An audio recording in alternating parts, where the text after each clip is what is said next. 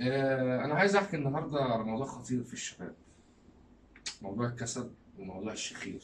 موضوع الشخير. موضوع الشخير موضوع كبير جدا.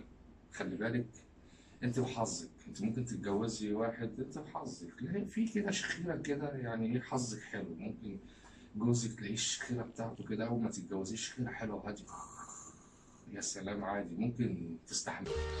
زي القمر وانت نايمة، بتبقي شبه الملايكة.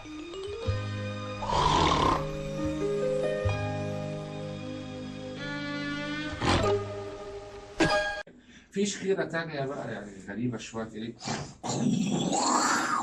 قطط بتتخانق مع حيوانات عايشين في بقهم، فانت حظك بقى كده بقى.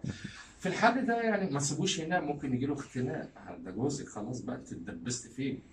طبعا اكيد مش هتسيبيه، ما فيش حل غير واحد، تجيب السكينه ومن النص على طول تدخليها واقطعي، يعني بعد ما تدخلي اقطعي عشان تحل الموضوع. وانا خايف بعد ما تقطعي تلاقي كمان لسه بيشخر، مفيش غير حل واحد، حقنه هواء وتنر عشان الموضوع يخلص.